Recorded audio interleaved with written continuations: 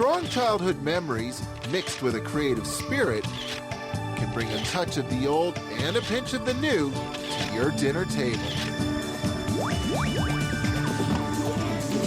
Let me share a secret recipe. Discover an ingredient that fires your imagination. Choose other flavors to match. Find the best way to cook them. My secret recipe? Cooking without a recipe.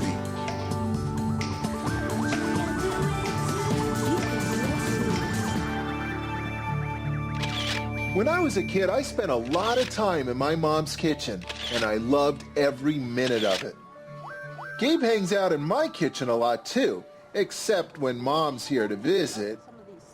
I think today I'm going to play around with some of Mom's classics, evolve the flavors a bit, which is easy when you begin with a tried and true recipe. That's the best place to experiment in your own kitchen.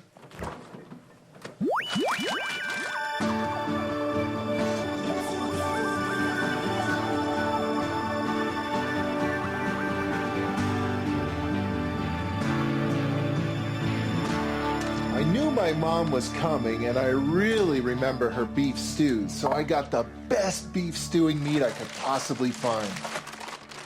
Short ribs. These are the big guns. I hope she's impressed. Now, my mom likes to call it beef stew, but the chef in me prefers braised short ribs. But don't be fooled by the fancy name. A braise is just a stew. And like any good stew, I like to begin mine with a big, beefy, hearty red wine, like a Pinot Noir. This'll make a nice stew and a nice braise. Hey, chocolate chips, I got an idea. Whenever I smell chocolate chip cookies baking, I always think of my mom's kitchen, because I used to come home from school and the whole place would just be perfumed with the smell of baking chocolate chip cookies. I think it's time to return the flavor. You know what? A beef stew can wait. I've got something more important to do. I'm going to need some butter, a couple of eggs, some flour, some white sugar, brown sugar, baking powder, and baking soda. But here's a couple of things that I add to my cookies that my mom never thought of. Oats, corn syrup, I'll explain. I begin by creaming my sugar and butter together. I've got a stick of butter. Go with about half a cup each of white and brown sugar.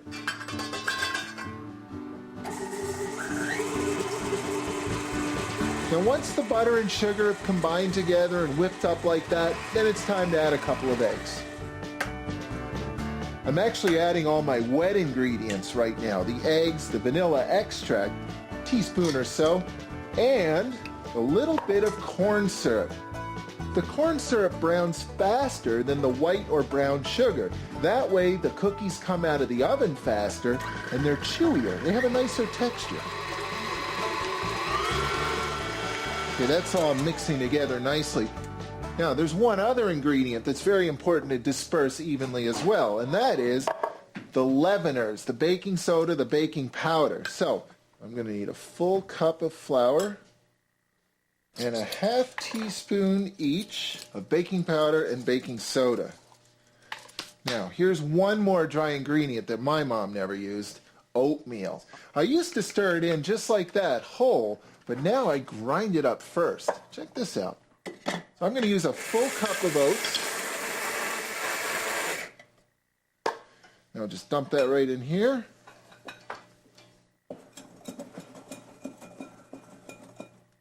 At this point, all I want to do is stir the flour into the batter. I don't want to whisk it in too much because that would start to develop the gluten in the flour and make the cookies tough. I'm not making bread. There we go. And now for the chocolate chips. I usually add at least a cup or so, but I never bother measuring because, hey, there's no such thing as too many chocolate chips in the cookies.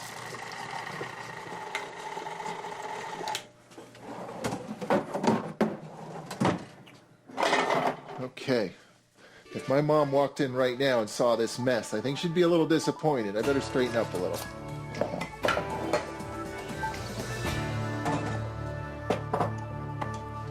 So at this point, all I do is just basically take big spoonfuls of the batter, pop it right here, just like that. Now I'm going to bake these off in a 375 degree oven. Sugar browns at that temperature. If I went any higher, I'd start to run the risk of burning the cookies, and I certainly don't want to do that. Now for the beef. Check out these short ribs. Any stew has three basic parts: the base, the body, and the braise. The base, of course, is all that nice brown flavor that we put in at the beginning of the cooking process. That's what I'm going to get started on now. The base is the only time that you have the high heat necessary to make caramelized brown flavors. Those flavors are critical for the flavor of a stew. That's why it's so key to brown everything at the beginning of the process. Hey, the only thing that smells better than a kitchen full of fresh-baked cookies is a kitchen full of fresh-baked cookies and beef stew. And you never know. I just might have another new flavor or two up my sleeve for Mom and Gabe.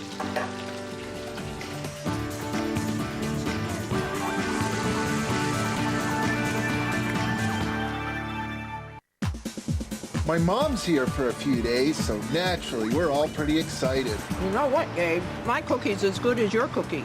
Very good cookie.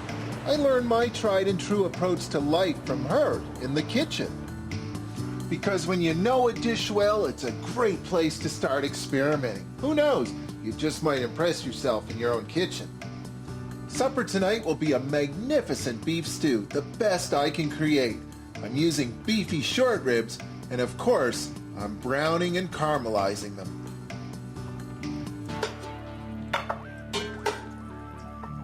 The flavor base is basically everything I put into this pan before I start adding the liquids. So to continue the base, I'm going to add some aromatic vegetables.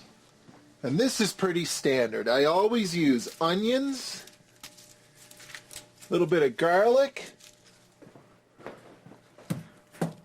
and some carrots, and some celery.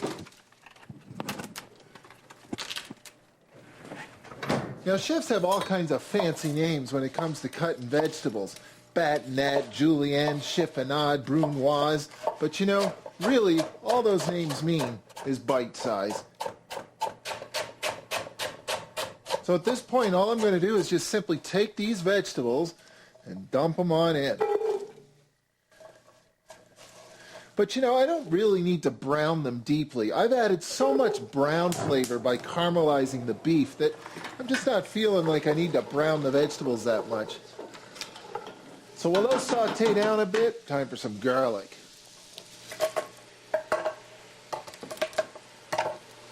Okay, the next step is pretty simple too. Now it's time to start adding the body, the liquids. So the beef goes back into the pot. Now here's something else I do a little differently than my mom. Today I'm using a nice big beefy Pinot Noir. Here's one more thing I like to add to my stews to give them body, a can of tomato paste.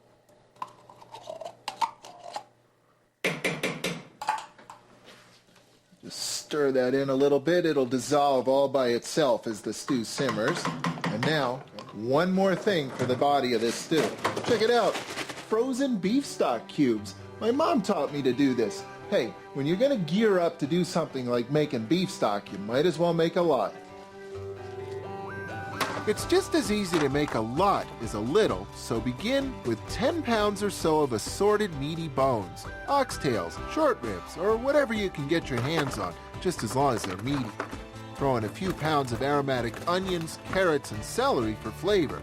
And if you have any mushrooms, throw those in too. They'll add lots of earthy goodness. Carefully roast the works in a nice hot 400-degree oven until everything is evenly caramelized. Toss the brown flavors into a large pot with a large can of tomato paste and more aromatic vegetables. Add a bottle or two of hearty red wine and a handful of aromatic herbs like bay leaf, rosemary, or thyme. Cover the works completely with water and simmer gently. After at least 3 hours of simmering and flavor infusion, strain the works. Then begin concentrating it. Return it to the boil and reduce rapidly until half the volume evaporates. This is beef broth. Freeze in cubes for handy convenience.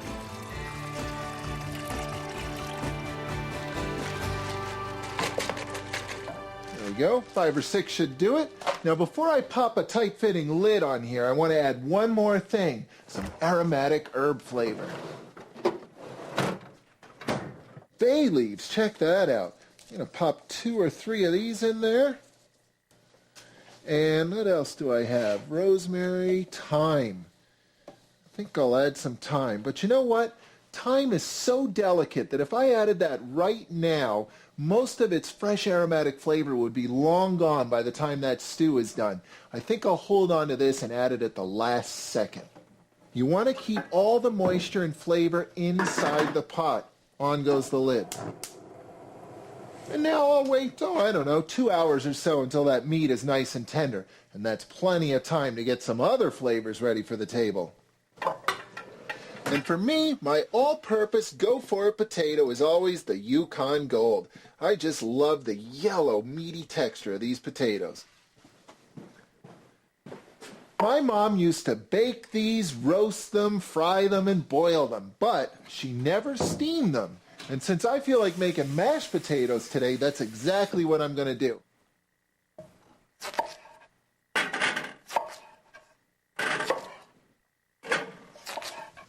I can't think of a better dish to play around with than mashed potatoes. They're a vehicle for carrying flavors. Anything under the sun is fair game.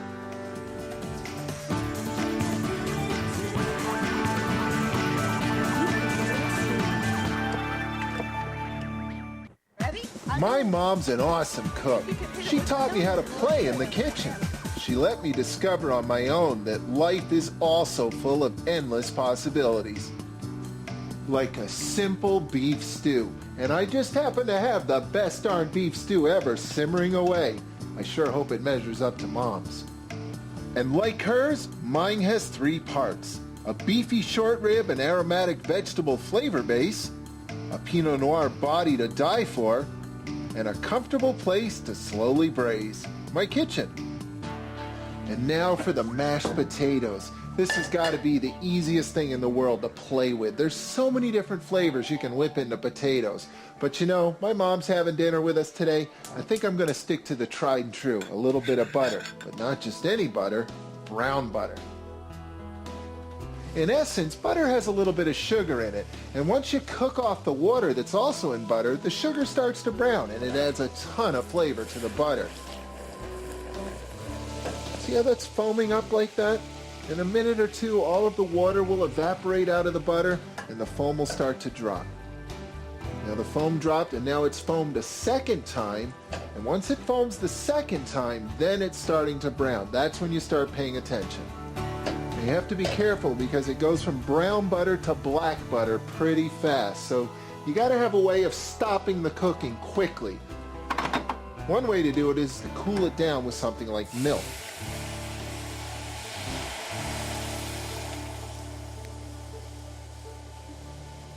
Now that the potatoes are tender, just dump them right in.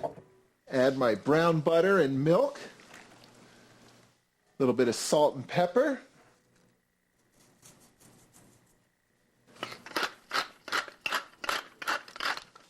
And there's one more very important flavor to add.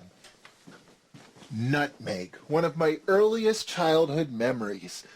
My mom used to put this in potatoes all the time, which now as a chef I know is very French and very tasty. But I also know that anytime I smell nutmeg, it takes me right back to my mom's kitchen. It's amazing how powerfully connected scent and memories are.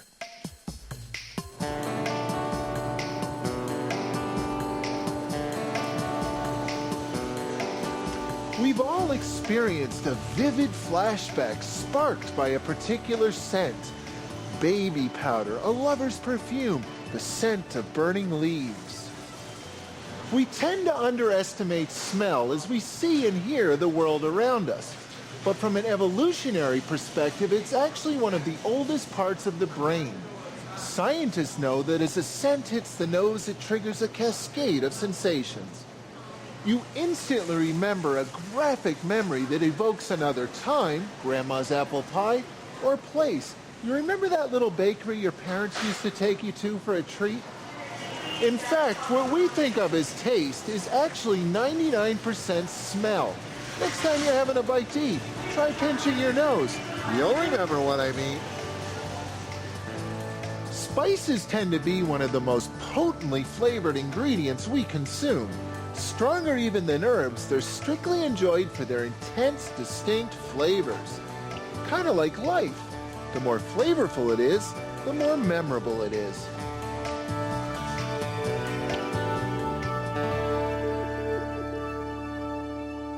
I feel like I'm 5 years old again, hanging out in my mom's kitchen. Incredible. Nutmeg. I don't want to put too much in. It's pretty powerfully flavored. That should do it right there. A pinch or two. Now the only thing left to do is smash away.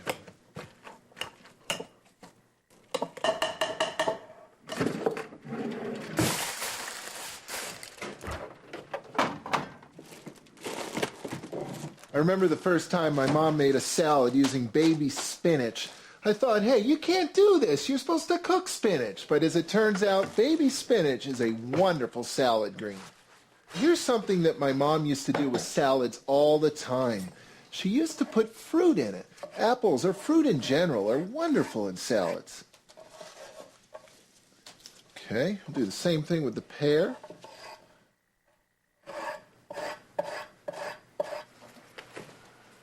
Now here's a couple of contrasting flavors that'll go great in that salad.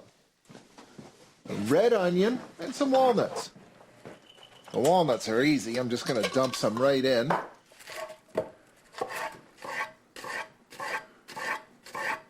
And now for my mom's famous raspberry vinaigrette. I used to think it was so avant-garde, but now I know it's just easy.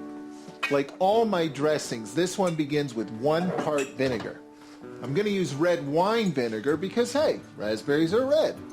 That should do it. 1 part vinegar. And now I'm going to add 2 parts olive oil and 1 part something else. The basic ratio, though, is always 1 part vinegar and 3 parts of everything else, including the oil.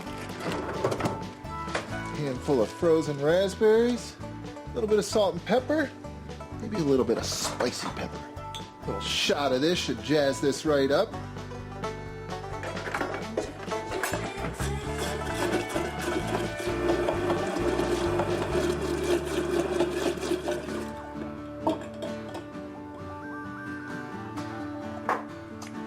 My mom's going to be so proud.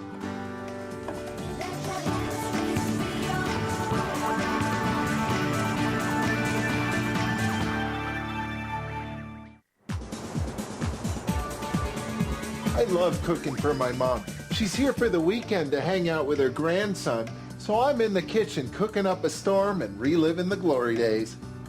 And as usual, I'm playing around a bit.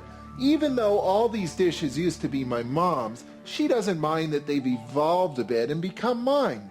Like a baby spinach salad with lots of fruit flavors, apple, pear, raspberry vinaigrette, or mashed potatoes with butter, but not just any butter, brown butter. And of course, beef stew. But it does need some salt and pepper.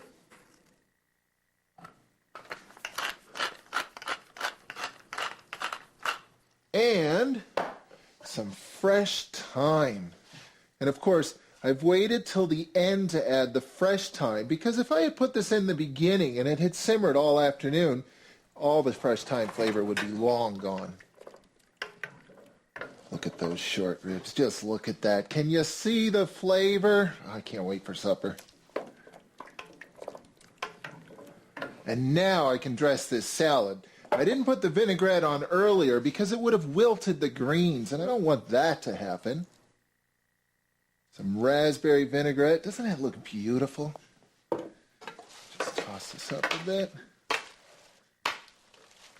That looks great. brown butter mashed potatoes with nutmeg. There we go.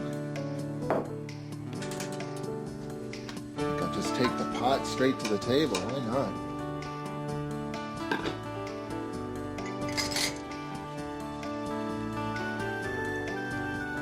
Oh yeah, that fresh thyme is coming through loud and clear.